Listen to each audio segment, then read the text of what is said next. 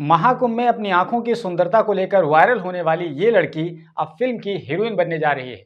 रुद्राक्ष माला बेचकर अपना गुजर बसर करने वाली लड़की मोनालिसा ने महाकुंभ शुरू होने से पहले यह सपनों में भी नहीं सोचा होगा कि कुछ ही दिनों में उसकी दुनिया बदलने वाली है। बेहद भोली भाली मासूम सी लड़की अब फिल्म डायरेक्टर सनोज मिश्रा की film the diary of Manipur में अदाकारी करेगी और अब वो एक झटके में लाखों रुपए कमाकर अपनी गरीबी को पीछे छोड़ देगी। सोशल मीडिया ने वैसे तो न जाने कितनों को पल भर में जमीन से आसमान पर उठा दिया, लेकिन जितनी तेजी के साथ उन्हें बुलंदी मिली उतनी ही तेजी के साथ वो जमीन पर भी गिरते नजर आए, क्योंकि उनकी बुलंदी उनके हुनर या किसी टिकाऊ टैलेंट के दम पर नहीं थी, बल्कि उन्हें ऊपर उठाए जाने में सोशल मीडिया और उसके बाद टीवी मीडिया के लोगों का हाथ था। सोशल मीडिया के लोगों ने गुब्बारे में हवा तो भर दिया, लेकिन गुब्बारा तो गुब्बारा ही होता है। वो चाहे कितना ही ऊपर चला जाए, उसे कुछ ही पल में ब्लास्ट होना होता है, क्योंकि उसकी बुनियाद कमज़ोर है। और अब से पहले बहुत से लोगों के साथ कुछ यही हुआ है। चाहे रानू मंडल को देख लें, काचा बादाम वाले भाई साहब को देख लीजिए, या फिर बचपन का प्यार वाले सहदेव को देख लें, या इसके अलावा जितने भी लोग धोखे से वायरल हो गए वो आज कहीं के नहीं रह गए।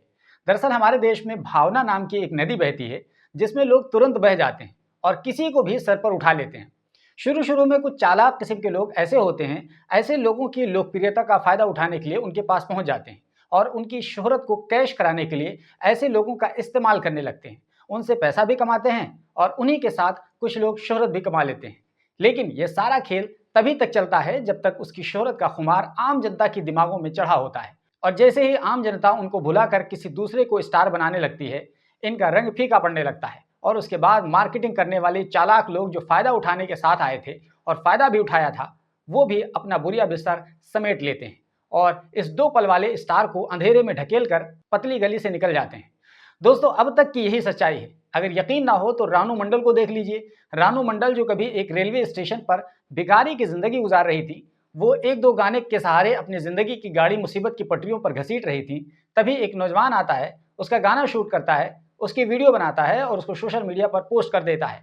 और भावनाओं की नदी में बह जाने वाले हमारे देश के लोग रानू मंडल को रातों रात स्टार समझने लगते हैं। फिर रानू मंडल को वहां से उठाया जाता है, उसके बाल संवारे जाते हैं, उसका मेकअप किया जाता है। बूढ़ी सी दिखने वाली औरत पल भर में जवान नजर आने लगती है। फिर इसको माया नगरी में लाया जाता है और बॉलीवुड के सिंगर इसको काम देने के नाम पर इसके साथ हमदर्दी भी जताते हैं। हिमेश रेशमिया उनके साथ गाना रिकॉर्ड करते हैं। इसके बाद रानू मंडल का स्टाइल और एटीट्यूड सब कुछ बदल जाता है। लेकिन जैसे ही रानू मंडल का दिया टिमटिमाता है, क्योंकि इसके पास कोई खास चीज़ तो थी नहीं कि वो म्यूजिक इंडस्ट्री को दे सके, वो तो केवल दो चार गाने याद करके अपने अंदाज में उसको गुनगुना कर भीख मांगा करती थी और अपनी जीविका चलाया करती थी। और मौका पर लोगों ने इसको सिंगर की तरह प्रेजेंट करने की कोशिश कर दी और नतीजा ये हुआ कि वो फ्लॉप हो गई। तो जब रानू मंडल का चिराग बुझता है तो लोग इसको इसके हाल पर छोड़ देते हैं और आज आप देखिए कि रानू मंडल एक टूटे फूटे मकान में अपनी पुरानी जिंदगी में उतर आई है। और इसी तरह का हाल कमोबेश दूसरे लोगों के साथ भी हुआ है। और अब बारी है मोनालिसा की। वैसे मेरी इन बातों को सुनकर कोई ये ना समझे कि मोनालिसा नाम की इस लड़की का मैं विरोध कर रहा हूँ। अगर कोई ऐसा समझ रहा है तो मुझे ऐसे व्यक्ति से सहानुभूति है, मुझे ऐसे लोगों से कुछ भी नहीं कहना है। मैं ये वीडियो समझदार लोगों के लिए रिकॉर्ड कर रहा हूँ और जो बात मैं इस वीडियो के माध्यम से बताना चाहता हूँ वो ये है कि हमें अगर हीरो ही बनाना है, हीरोइन ही बनाना है, तो ऐसे लोगों को उठाकर हीरो या हीरोइन बनाना है जो वास्तव में समाज में बहुत कुछ अच्छा काम कर रहे हैं।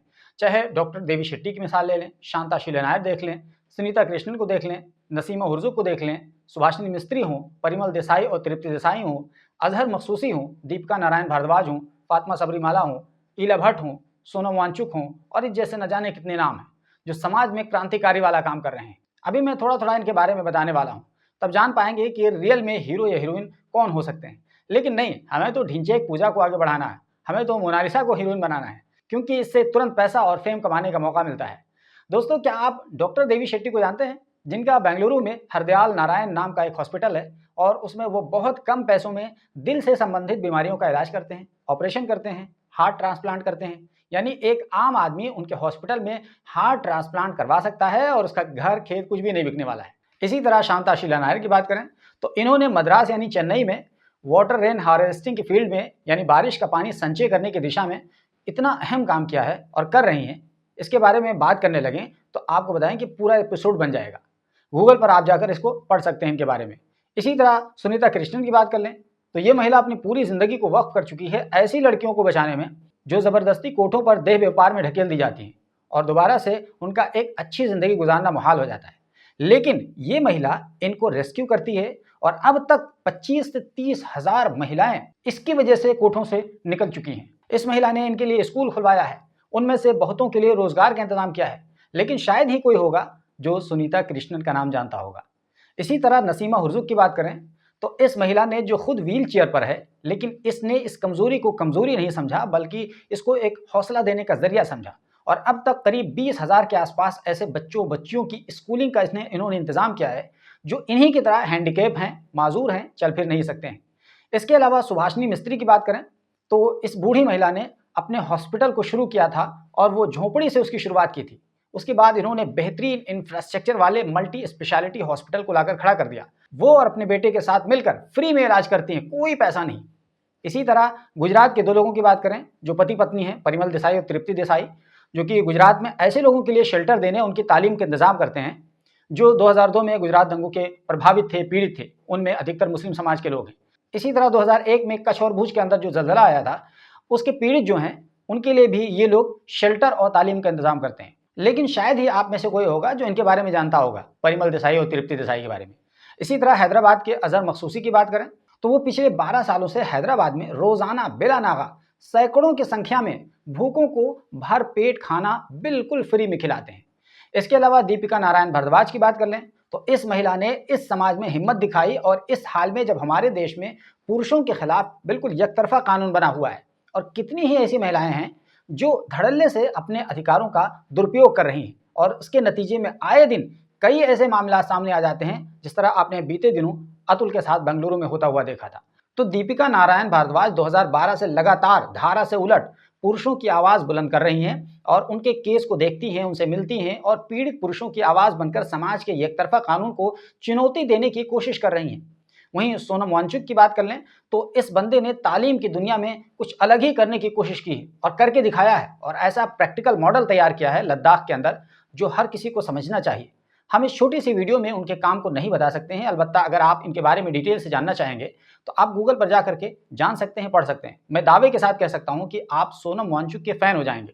तो ये और इस जैसे दर्जनों ऐसे लोग हैं हमारे समाज में जिनके काम से समाज को रोशनी मिल रही है और वो इस समाज के असली हीरो और असली हीरोइन हैं। लेकिन इनके पास ना तो सोशल मीडिया के इन्फ्लुएंसर जाते हैं और ना ही टीवी मीडिया के लोग जाते हैं, क्योंकि शायद इनसे उन्हें फ़ायदा नहीं मिलेगा। ना तो इनके वीडियोस बनाने से व्यूज़ आएंगे और ना ही पैसा कमाया जा सकता है। और अगर मोनालिसा की वीडियो बनाएंगे तो इस पर भर भर के व्यूज़ भी आएंगे और उसे पैसा भी मिलेगा। और फिल्म बनाने वाले इस लड़की को कम पैसे में कास्ट करके अपना उल्लू भी सीधा कर सकते हैं। वैसे मोनालिसा के साथ मेरी शुभकामनाएं हैं, लेकिन डर है कि रानू मंडल, सहदेव, बाबा का ढाबा, काचा बादाम और दनानियर मुबीन जैसा हाल कहीं ना हो जाए। वैसे आप अगर हमारी इन बातों से सहमत हैं तो इस वीडियो को लाइक करें, शेयर कीजिए और इस वीडियो के बारे में क्या कुछ आप कहना चाहते हैं अपनी राय भी दीजिए। मिलते हैं एक नई वीडियो के साथ।